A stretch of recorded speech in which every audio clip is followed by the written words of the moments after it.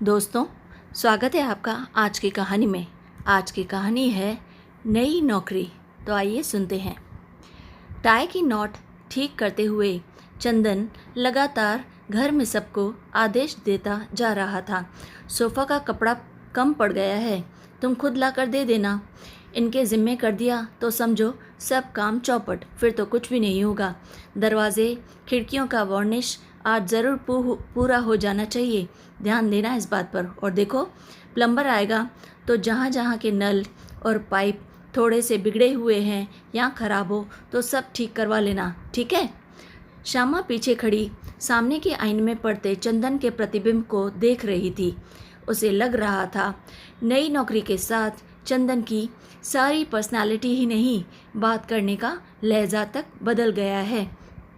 कितनी चेंज आ गई है उसमें, कितना आत्मविश्वास आ गया है सारे व्यक्तित्व में। रौब जैसे टपक पड़ता है उनको देख कर ही। होठों के कोनों में चुरूट दबाए जाने से पहले इतने सारे घर का एक चक्कर लगाया, यह भी रोज़ का एक क्रम हो गया था। जाने से पहले वह घर का पूरा एक चक्कर लगा लेता, कहीं कुछ कम ज़्यादा तो नहीं। पीछे के बरामदे में दर्जी सोफे के कवर सिलाई कर रहा था। कुछ दूर खड़ा मिस्त्री छोटे छोटे टिनों में वार्निश तैयार करते लड़के को कुछ आदेश दे रहा था। चंदन को देखकर उसने सलाम ठोका। अहमद मियाँ, काम आज पूरा हो जाना चाहिए। तुम्हारा काम बहुत स्लो चल रहा है, मैं काफ़ी दिनों से देख रहा हूँ। काम भी तो देखिए सरकार, समय चाहे 2 दिन का ज़्यादा क्यों न लग जाए, पर आपको शिकायत का कोई मौका नहीं दूंगा साहब। मेरा काम तो ऐसा ही है, मैं काम की क्वालिटी पर। हाँ हाँ भाई, हमें तो पता है। अच्छा। चंदन लौट आया। ड्राइंग रूम के पार्टीशन पर नज़र पड़ते ही कहा, इंटीरियर डेकोरेटर्स वालों के यहाँ फ़ोन ज़रूर कर देना। देख रही हो इस पार्टीशन को, यह पार्टीशन बिल्कुल नहीं चलेगा। डिज़ाइन क्या बताया था और बनवा क्या दिया है, रबिश। चंदन गाड़ी में बैठा।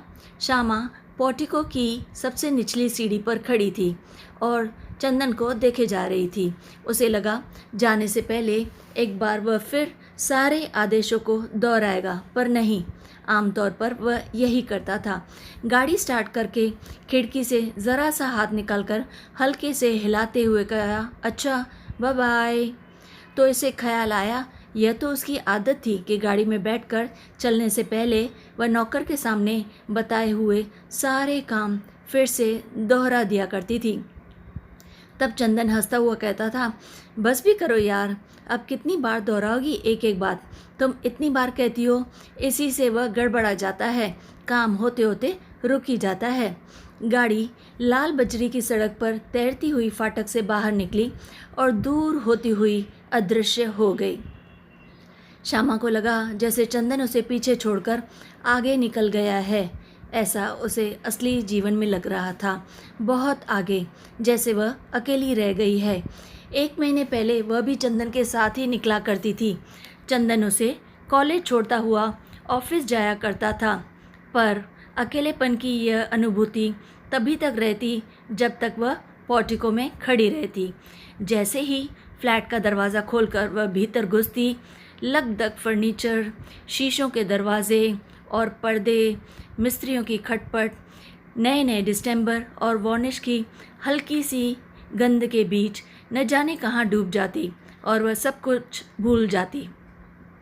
काम की एक लिस्ट उनके पास होती जिन्हें उसे पूरा करना होता। काम करते मिस्त्रियों को देखना होता, मार्केट के 2-1 चक्कर लगाने होते, जो कुछ सामान मिसिंग होगा वह लेकर आते। यह सब करते करते शाम हो जाती थी और पता भी नहीं चलता था कि दिन बीत गया। ट्रिंग ट्रिंग ट्रिंग ट्रिंग।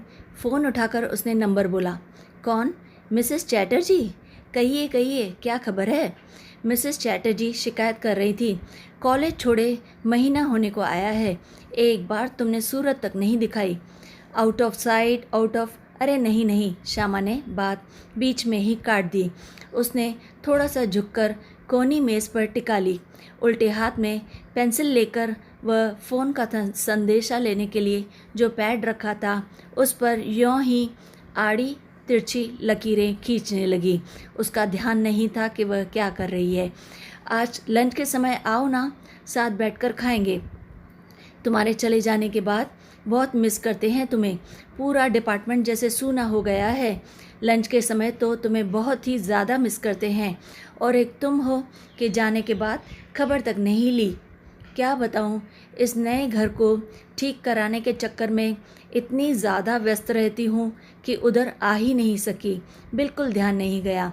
अच्छा यह बताइए, जया, माला, सुमन सब कैसी हैं? कहा ना आज आ जाओ, सबसे मिल भी लेना, खाना भी साथ में खाएंगे आज।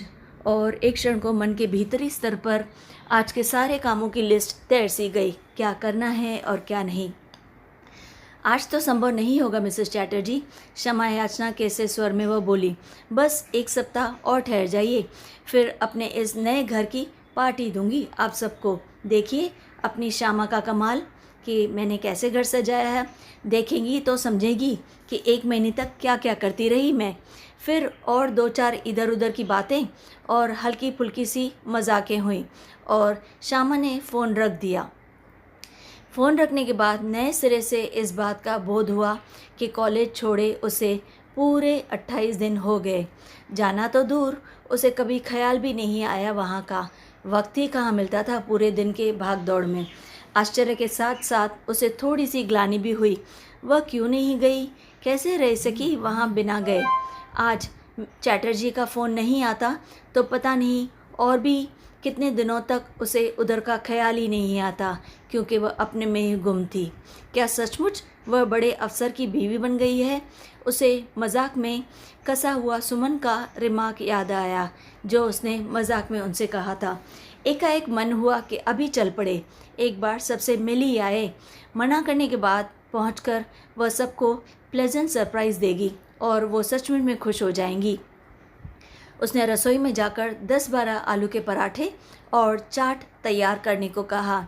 ये दोनों चीज़ें वहाँ सबको बहुत पसंद थी और वह बिल्कुल दिल से खाती थी। सारे डिपार्टमेंट में वह और मिसेस चैटर्जी ही विवाहित थी, बाकी सब कॉलेज हॉस्टल में रहती थी, और अच्छी अच्छी चीज़ें खाने की उनकी फरमाइशें वे दोनों ही बनाती थी और उनकी पूरी करती थी। उसे अपनी फेयरवेल पार्टी की याद आ गई। 10.5 साल की सर्विस थी। प्रिंसिपल ने अनेकानेक शुभकामनाओं के साथ फूलों का गुच्छा उन्हें देते हुए एक बड़े गुलदस्ते के बीच पार्कर पेन का एक सेट रख कर दिया था। मिसेस मल्होत्रा, आप इसी पेन से अपनी थीसिस पूरी करिएगा, मुझे बहुत खुशी होगी।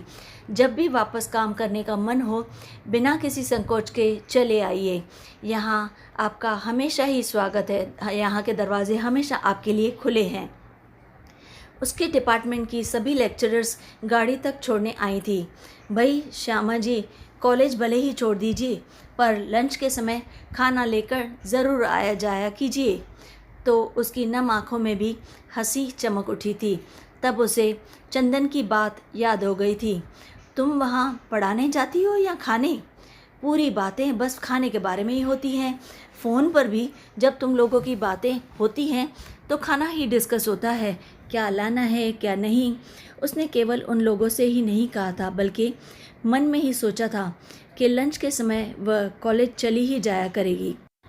आखिर उसे भी तो खुद को कॉलेज से एकदम से काट लेने में काफ़ी कष्ट होगा। आखिर 10.5 साल बिताए थे वहाँ, ऐसे कैसे सब छोड़ सकती है इस तरह धीरे धीरे। तो फिर भी तो क्या चंदन ने ठीक ही कहा था, हम केवल खाने से जुड़े हैं। कॉलेज छोड़ने का निर्णय लेकर वह चुपचाप रो रही थी और चंदन उसे समझा रहा था। मैं कह रहा हूँ तुम्हें कतई अकेलापन नहीं लगेगा, तुम ज़रा भी कमी महसूस नहीं करोगी। Rather you will feel relieved. कितना स्ट्रेस है तुम पर आजकल, देख रही हो कितना परेशान हो रही हो तुम। चंदन को एकाएक विदेशी कंपनी में इतनी बड़ी नौकरी मिल गई थी और मैं उनके पीछे भागते भागते। इसकी आशा औरों को चाहे रही भी हो, चंदन को बिल्कुल नहीं थी। डॉक्टर कूपर से पिछले 8 साल से उनके संबंध थे, विशुद्ध व्यावसायिक संबंध। उनकी प्रशंसा और सद्व्यवहार को भी वह व्यावसायिक औपचारिकता से अधिक कुछ नहीं मानता था। पर यकायक 10-12 दिन तक केवल जश्न ही चलता रहा। श्यामा और चंदन ने खूब जश्न मनाया। पैसे की उसे इतनी लालसा नहीं थी, पर मारवाड़ी कंसर्न्स का काम उसके टेम्परामेंट के बिल्कुल अनुकूल नहीं था। श्यामा इस नए माहौल से नितांत अपरिचित नहीं थी। क्लब, डांस, डिनर, कॉकटेल, यह सब वह बचपन से देखती आई थी, पर बस देखती आई थी। उसमें अपने को कभी भी घुला नहीं पाई, खुद को उसके अनुरूप ढाल नहीं पाई। डॉक्टर कूपर ने चंदन को नौकरी ही नहीं दी थी, धीरे धीरे वे उसकी सारी ज़िंदगी का पैटर्न भी तय कर रहे थे। उसे 2-3 क्लबों का मेंबर बनना पड़ा। आए दिन दूसरी कंपनियों के बड़े बड़े अफसरों को एंटरटेन करना पड़ता। विदेशियों को हिंदुस्तानी खाना खिलाने के बहाने उसे घर में भी बड़ी बड़ी पार्टियां करनी पड़ती। और 3 महीने पहले उसे कंपनी की ओर से यह बड़ा सा और अच्छा फ्लैट मिल गया। उसने सोचा वह अपने इस नए घर को नहायत ही ओरिएंटल ढंग से सजाएगा। विदेशियों के लिए तो यह नवीनता होगी, उन्हें ये चीज़ें काफ़ी पसंद आती हैं। पर घर के लिए नया फर्नीचर बनवाने, चुन चुन कर चीज़ें खरीदने के लिए दोनों में किसी के पास भी समय नहीं था। दोनों अति व्यस्त रहते थे।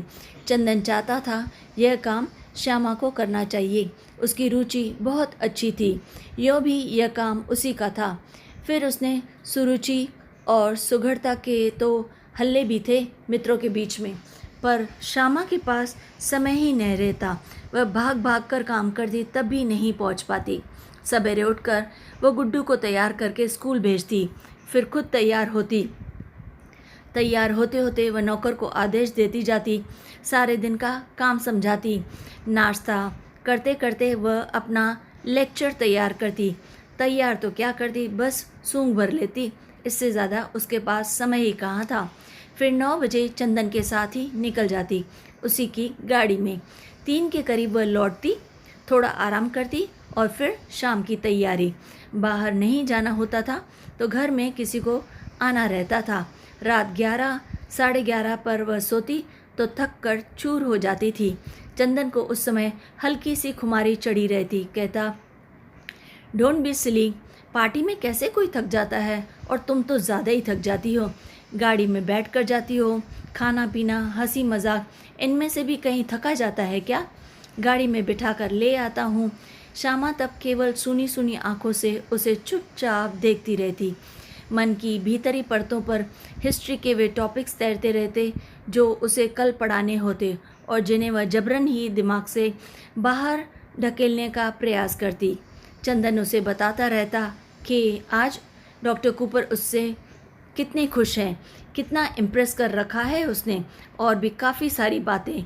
एकाएक ही उसे अपना भविष्य बहुत उज्जवल दिखाई देने लगा है। पता नहीं थकान के कारण या किसी और वजह से वह उतना उत्साह नहीं दिखा पाती तो चंदन बिगड़ पड़ता और थोड़ा सा खींच जाता। क्या बात है, देखता हूँ तुम्हें कोई दिलचस्पी ही नहीं रही है मेरे राइज में। मैं यू सीम टू बी, आगे कुछ कहता, इससे पहले मैं कह उठी, क्या बेकार की बातें करते हो, मुझे नींद आ रही है। वाकई मैं सब तरह से थक चुकी। कभी चंदन फ़ोन पर कह देता कि ठीक 7 बजे तैयार होकर रहना, मैं तुम्हें पूरे 7 बजे पिकअप करूँगा, और आकर देखता कि वह तैयार हो रही है तो बिगड़ पड़ता। अरे यार, ये क्या श्यामा, तुम टाइम की सेंस कब आएगी, कब तुम सीखोगी वक्त पे रेडी होना।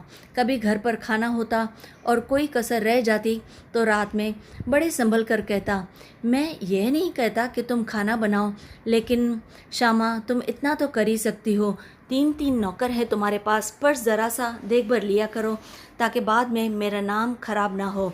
ऐसे मौक़ों पर श्यामा कुछ नहीं कहती। उस दिन कॉलेज में श्यामा को एक पेपर पढ़ना था। उसने खुद ही ऑफ़र किया था कि मैं ये खुद पढ़ना चाहती हूँ। सोचा था इसी बहाने एक टॉपिक तैयार हो जाएगा, पर बिल्कुल भी तैयार नहीं कर पाई। उसे उसके लिए वक्त ही नहीं मिला। रात में लेटी तो रोना आ गया। मुझसे यह सब निपटा ही नहीं। लौटकर बिना कपड़े बदले ही कटे पेड़ की तरह पलंग पर फैल गई और गिरकर उसने कहा, क्या नहीं निपटा? यह रवैया मेरे बस का नहीं है, मुझसे बिल्कुल भी नहीं हो सकता। कितनी गिल्ट फील करती हूँ। बिना तैयारी किए पढ़ाना, लगता है लड़कियों को चीट कर रही हूँ। ना तो समय से सब्जेक्ट तैयार कर पाती हूँ, ना ही उन्हें ढंग से पढ़ा पाती हूँ। 2 घंटे का समय भी मुझे अपने लिए नहीं मिलता। चंदन सोच रहा था कि रात में श्यामा के साथ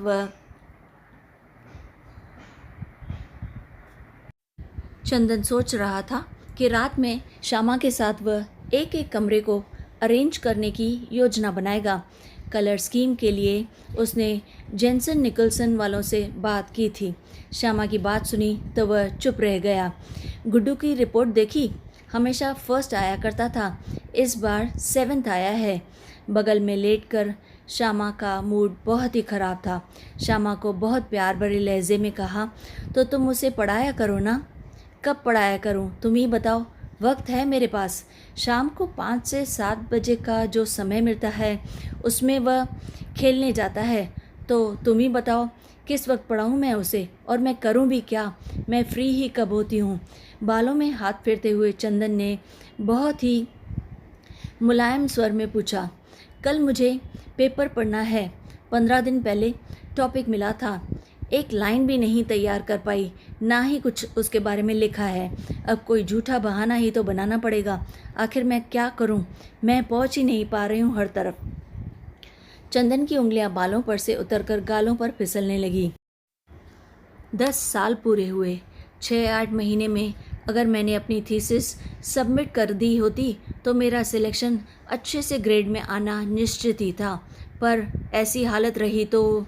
वह चुप हो गई और श्यामा रो पड़ी। दूर कहीं चंदन के कानों में डॉक्टर कूपर के शब्द गूंज रहे थे, जनवरी में जर्मनी से डायरेक्टर आने वाले हैं। हमें यहाँ का सारा काम उन्हें अच्छे से दिखाना होगा। एक नया प्लांट बिठाने की भी योजना है मेरे मन में।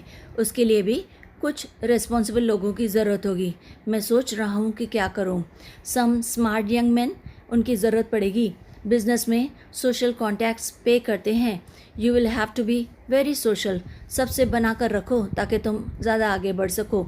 चंदन को इन बातों में हमेशा अपने लिए कुछ संकेत, कुछ आश्वासन मिलते। लकीली योर वाइफ, तुम मुझे छोड़ जाया करो, और एक काम करो, कोई ज़रूरी तो है नहीं कि मैं हर दिन तुम्हारे साथ ही जाया करूं। मुझे घर पे छोड़ दिया करो तो मैं दूसरे काम कर लिया करूंगी। चंदन कुछ देर उसे यूं ही सहलाता रहा, फिर एकाएक उसे बाहों में भरता सा बोला, तुम्हें छोड़कर आज तक मैं कहीं गया हूँ और कहीं जा सकता हूँ क्या? तुम्हें तो अच्छे से पता है कि ऑफिस के अलावा हमेशा हम साथ जाते हैं। तुम तो यह बात अच्छे से जानती हो कि मुझे तुम्हारे बिना मुझे कुछ भी अच्छा नहीं लगता, तो तुम्हें छोड़कर कैसे जाऊं? श्यामा उस बात को अच्छे से जानती थी। उनका विवाहित जीवन दोस्तों के बीच ईर्ष्या और प्रशंसा का विषय बना रहा है। समझ नहीं पाई कि क्या कहे, आखिर कैसे वक्त निकाले खुद के लिए। वह जब तक सो नहीं गई, चंदन उसे प्यार से थपथपाता रहा था। आखिर वह सो गई। मेम साहब, पराठे अभी बनेंगे कि बाद में बनाने हैं क्या? चौंकते हुए श्यामा ने पूछा। फिर धीरे से बोली, नहीं नहीं, 12:30 बजे बनाना है। 1 बजे हम कॉलेज जाएंगे आज। इतने एक चक्कर में बाजार का लगा हूँ और सोफ़े का कपड़ा लाकर दे दूँ, तब आराम से बैठ के मिस्त्री उनका काम करेंगे। उसने एक बार भीतर जाकर मिस्त्रियों को याद दिला दिया कि आज पॉलिश हर हाल में ख़त्म कर देनी है, कल तक कोई भी काम जारी नहीं रखना है। फिर अपनी डायरी देखी, बाज़ार से और क्या क्या सामान लाना है। कपड़े बदलने अंदर गई तो देखा नौकर ने रैक से सारी किताबें निकाल रखी थी और अच्छे से उन्हें पोंछ पोंछ कर जमा रहा था। इनमें से एक किताब भी उसने नहीं पढ़ी है। कुछ पर तो अभी तक उसने अपना नाम भी नहीं लिखा था और वह सोच रही थी कि कब इसका वक्त आएगा। चंदन ने भी जोश में आकर इतनी ढेर सारी किताबें एक दिन में खरीद कर सामने रख दी थी कि कहीं मैं बोर ना हो जाऊं। बात शुरू दूसरे स्तर पर हुई थी। चंदन ऑफिस से लौटा ही था कि बिना किसी प्रसंग के रमा ने कहा, मैं कॉलेज छोड़ दूंगी। इस तरह काम करने से तो नहीं करना ज़्यादा अच्छा है। कम से कम बच्चियों का नुकसान तो नहीं होगा। स्वर में न कहीं तल्लखी थी और ना ही शिकायत। बड़े सहज स्वर में उसने कहा था। चंदन देखता रहा। यही वाक्य था जिसे उसने अनेक बार अनेक तरह से मन ही मन दोहराया था, पर कहने का मौका नहीं मिला था। अब तो उसे यह और भी ज़्यादा ज़रूरी लग रहा था, क्योंकि जनवरी तक उसे अपना सारा घर डेकोरेट करना था ओरिएंटल स्टाइल पर, क्योंकि उसके पति ने कहा था। फिर भी उसने पूछा, क्या बात हो गई? बस कुछ नहीं। चंदन को इस समय और बात खींचना अच्छा नहीं लगा। चाय का प्याला हाथ में लिए ही लॉन में निकल गया। उसने सोचा, बाद में बात कर लूँगा। कैक्टस की जितनी वैरायटी ला सकता था लाकर फाटक के दोनों ओर बड़ी खूबसूरत रॉकरीज बनाई थी, पर लॉन से वह अभी भी संतुष्ट नहीं था। चाहता था लॉन पर्शियन कारपेट में बदल जाए। उसकी यही सोच थी। रात में फिर वही प्रसंग चला। चंदन उनसे बचना भी चाहता था और जानना भी चाहता था कि आखिर मैंने ये फैसला क्यों लिया है, और सचमुच ये निर्णय ले लिया है या केवल चंदन पर अपना आक्रोश प्रकट कर रही है। पर श्यामा ने केवल इतना ही कहा, अब नहीं निपटा, कल इस्तीफ़ा दे दूंगी। उसने सचमुच यह बात दिल से कही थी कि अब नहीं निपटा। स्वर के भीगेपन ने चंदन को भी कहीं से छुआ ज़रूर। फिर भी सारी बात को एक हल्के मजाक में बदलने के लहजे से उसने कहा, छोड़ो भी यार, क्या बात लेकर बैठ गई हो? वैसे भी क्या रखा है एंशिएंट हिस्ट्री पढ़ाने में? चोल वंश, ये वंश, वो वंश, इन सब के बारे में ना भी जानेंगे तो कौन सा ज़िंदगी भारी पड़ जाएगी हम पे, या कौन सा कुछ छूट जाएगा? श्यामा चुप। इससे तो तुम खूब किताबें पढ़ो, मैगज़ीन पढ़ो, कुछ छुटपुट क्लासेस अटेंड कर लो, और तो और गुड्डू को पढ़ाओ, दुनिया भर के बच्चों को पढ़ाओ, और अपना बच्चा घर में नेग्लेक्ट हो। यह भी कोई बात हुई भला? श्यामा चुप। चंदन उस चुप्पी पर खींच गया। फिर भी अपने स्वर को भरसक बदलने का प्रयास किया और बोला, तुम्हें शायद लग रहा है कि मेरी वजह से, इस नई नौकरी की वजह से तुम्हें अपना काम छोड़ना पड़ रहा है, यानी कि कॉलेज में लेक्चरशिप। पर यह तो सोचो, मुझे ही इस नौकरी में क्या दिलचस्पी है? तुम्हारे लिए, गुड्डू के लिए, और मैं यह सब किसके लिए कर रहा हूँ? अपने लिए? मैंने तो ऐसा नहीं कहा। मैं तो यही सोच रही थी कि आखिर मेरे मन के संतोष के लिए क्या होगा, मैं क्या करना चाहूँ। मेरा संतोष तुम्हारा संतोष नहीं है, मेरी तरक्की तुम्हारी तरक्की नहीं है क्यों नहीं? मेरा यह मतलब नहीं था। 10 साल से काम कर रही थी, छोड़ दूँगी तो मेरा मन कैसे लगेगा? मैं तो सोचता हूँ तुम्हें यह सब सोचने का समय ही नहीं मिलेगा। देखना तुम कितनी बिजी हो जाओगी। और शाम को उसने 3 बंडल किताबें लाकर सामने रख दी थी, और सचमुच उसके बाद उसे यह सब सोचने का समय ही कब मिला था? बिल्कुल फुर्सत नहीं मिली थी। आज भी मिसेस चैटर्जी के टेलीफोन ने ही उसे कॉलेज की याद दिलाई, वरना सारे दिन गाड़ी में घूम घूम कर उसने घर का सामान खरीदा है। पर्दों के लिए उसने लूम वालों से यह तय कर लिया कि 40 गज कपड़ा बनाकर वह उस डिज़ाइन जो कि मैंने पसंद की थी को नष्ट कर देंगे, जिससे वैसे पर्दे और कहीं देखने को भी ना मिले। तो उसने सोचा यही सही। डिज़ाइन भी उसने खुद पसंद करके बनवाया था। राजस्थान की किसी रियासत का बहुत सा सामान नीलाम हुआ था। कितने दिनों तक वह वहाँ जा जाकर बैठी थी, पता नहीं कब सामान कौन सा पसंद आ जाए। पुरानी पेंटिंग्स, झाड़ फानूस और भी सजावट की छोटी मोटी चीज़ें उसने खरीदी थी। आज दरवाज़ों का पॉलिश समाप्त हो जाएगा तो सारा सामान जमाना है। डायरेक्टर मुंबई आ गए हैं, यानी कि अगले सप्ताह तक यहाँ आ जाएंगे। तब तक वह सब जमा लेगी। इंटीरियर डेकोरेटर्स वालों के यहाँ से एक आदमी बराबर आता रहता है ताकि हर चीज़ पर नज़र बनी रहे। तभी उसे फ़ोन का ख्याल आया। लाइन इंगेज थी। वह बाहर जाने के लिए निकल ही रही थी कि टेलीफोन की अचानक घंटी बजी। वह दरवाजे से चुपचाप अंदर आ गई फ़ोन उठाने के लिए। श्यामा ने रिसीवर उठाकर अपना नंबर बोला। ओह, मैं सोच रहा था तुम कहीं मार्केट के लिए तो नहीं निकल गई हो ना? अच्छा हुआ तुम घर पर ही मिल गई। बस निकल ही रही थी। बोलो क्या काम है? सुनो डार्लिंग, लंच पर मेरे कुछ सहयोगी और एक साहब होंगे, यहीं के हैं। बहुत फॉर्मल होने की ज़रूरत नहीं है, बस थोड़ा ध्यान दे देना, बस ज़रा सा देख लेना, कि लंच अच्छे से हो जाए। डेकोरेटर को फ़ोन किया तुमने? किया था पर लाइन नहीं मिली, शायद बिज़ी हो, लौट कर फिर करूँगी। ऐसा सोचकर उसने कहा ओके।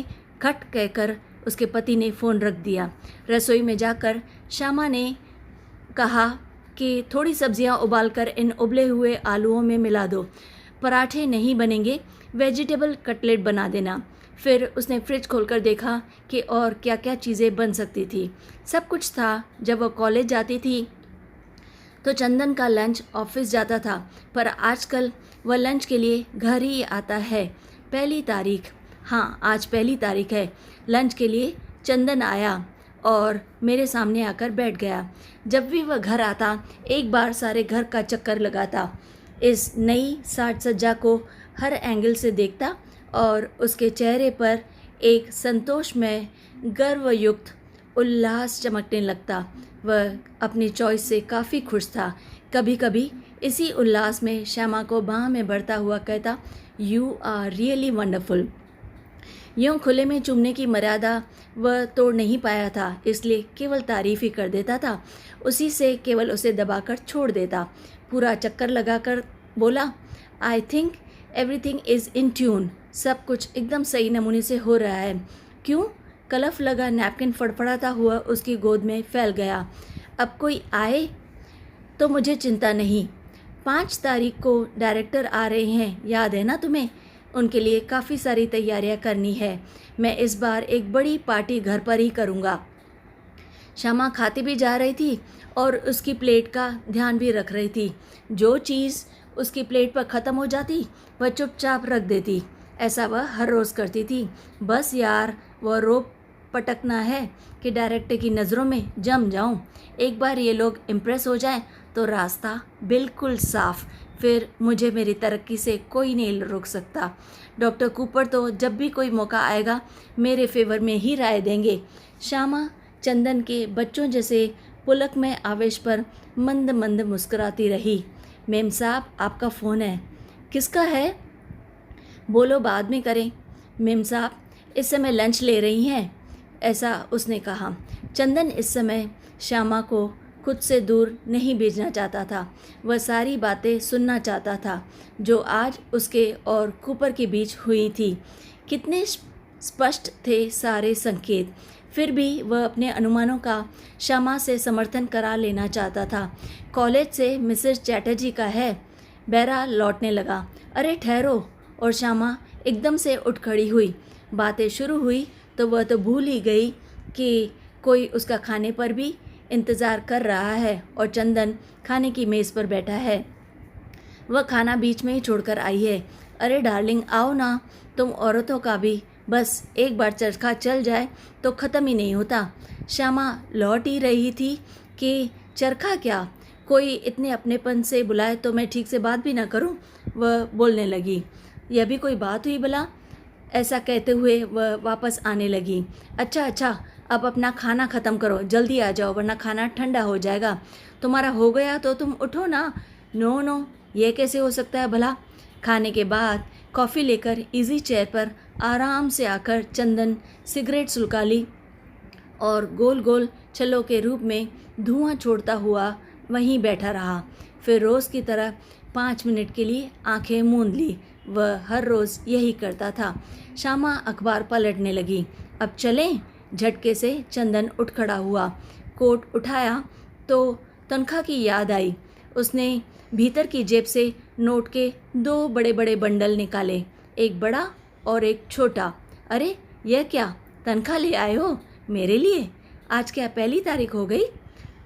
श्यामा को आजकल तारीखों का बिल्कुल अंदाज़ा नहीं होता। वह खुद काम पर जो नहीं जाती और दिनों का कुछ ख्याल ही नहीं रहता। ये आया बैरा और खानसामा के हैं, 80 के और 100। छोटा बंडल बढ़ाते हुए चंदन ने कहा। श्यामा ने बंडल ले लिया। और यह तुम्हारा है? फिर ज़रा सा झुककर बोला, अब अगर तुम मुनासिब समझो तो अपने इस गुलाम को पान सिगरेट के लिए थोड़े बहुत पैसे दे दिया करना हर महीने। यह कहकर वो थोड़ा सा मुस्करा दिया और हंस दिया। श्यामा भी मुस्करा दी। और धीरे धीरे सब वैसा हुआ। Bye bye. और लाल बजरी की सड़क पर तैरती हुई कुंदन की कार श्यामा को वहीं छोड़कर आगे बढ़ गई। दोस्तों, कैसी लगी आपको कहानी? अगर अच्छी लगे तो लाइक और शेयर ज़रूर कीजिए और चैनल को याद से सब्सक्राइब भी कीजिए। तो फिर लाइक, शेयर एंड सब्सक्राइब।